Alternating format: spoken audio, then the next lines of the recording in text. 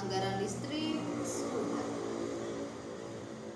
biaya pendidikan anak sudah, apalagi ya, hmm, kebutuhan dapur Hai, lagi oh mikirin apa nih? ini Bu, biasa kalau setiap bulan saya harus merancang Bu, agar apa yang saya dapatkan itu bisa sesuai dengan apa yang dikeluarkan. Oh begitu ya. Betul, Bu. Memang sepantasnya kita sebagai ibu rumah tangga harus bisa memanage keuangan keluarga agar keluarga kita makin sejahtera. Oke, siap Bu. Insya Allah saya akan mencoba untuk memanage agar kita sejahtera.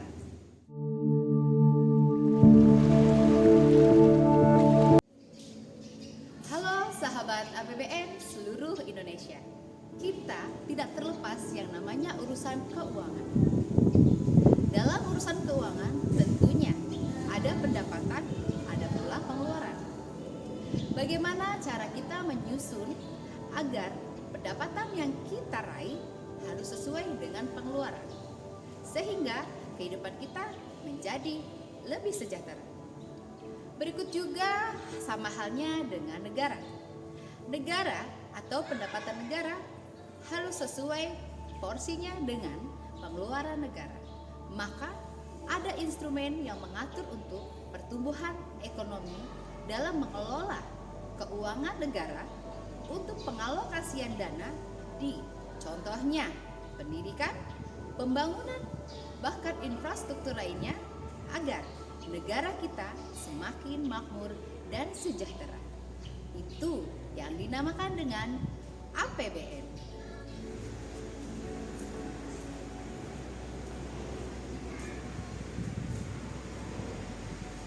Anggaran pendapatan dan belanja negara merupakan rancangan keuangan pemerintahan Indonesia yang disetujui oleh Dewan Perwakilan Rakyat dan berisi daftar sistematis yang terperinci yang mengelola tentang penerimaan dan pemasukan keuangan negara yang dilakukan setiap 1 tahun anggaran, yaitu sekitar 1 Januari sampai 31 Desember.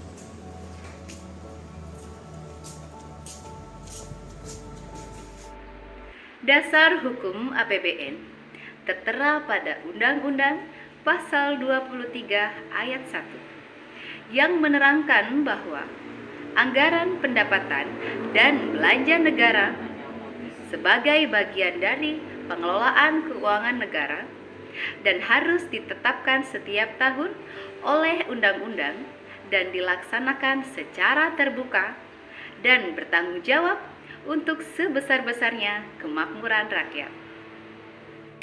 Fungsi APBN sendiri adalah untuk menilai apakah kegiatan penyelenggaraan pemerintah negara sesuai dengan ketentuan yang telah ditetapkan. Fungsi alokasi APBN adalah anggaran negara harus diarahkan untuk mengurangi pengangguran dan pemborosan sumber daya serta meningkatkan efisiensi dan efektivitas perekonomian. Tujuan dari penyusunan APBN sendiri yaitu sebagai pedoman pendapatan dan pembelanjaan negara dalam melaksanakan tugas kenegaraan untuk meningkatkan produksi dan kesempatan kerja dalam rangka meningkatkan pertumbuhan ekonomi dan kemakmuran masyarakat. APBN tahun 2024 mengusung tema transformasi yang inklusif dan berkelanjutan menuju Indonesia lebih maju dengan terus membangun pondasi kualitas sumber daya manusia, pembangunan infrastruktur, dan reformasi lainnya, serta mendukung kekuatan pertahanan dan keamanan Republik Indonesia. Menurut Menteri Keuangan Sri Mulyani Indrawati, pendapatan negara pada tahun 2024 mengalami penurunan sebesar 7,1%, yaitu 40,1% dari target. Serta belanja negara mengalami kenaikan sebesar 14,0% atau 34,4% dari pagu. Sehingga APBN pada tahun 2024 mengalami defisit APBN sebesar negatif 0,10%, yaitu sekitar 21,8 triliun.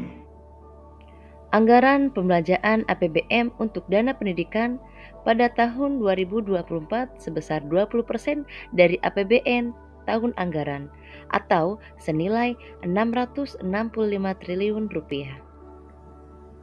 Anggaran pendapatan dan belanja negara atau APBN dialokasikan untuk melanjutkan proyek infrastruktur prioritas, mempercepat transformasi ekonomi hijau, mendukung reformasi birokrasi serta aparatur sipil negara, serta memperkuat pertahanan negara. Sahabat APBN sejatinya harus dapat melindungi masyarakat, terutama masyarakat miskin dan rentan akan peduli sosial, sehingga Indonesia dapat mengentas angka kemiskinan, terutama angka kemiskinan ekstrim di tahun 2024 agar dapat mendekati 0%.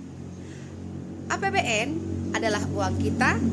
Mari kita kawal jalannya proses APBN sehingga Indonesia menjadi lebih maju dan sejahtera. Semangat!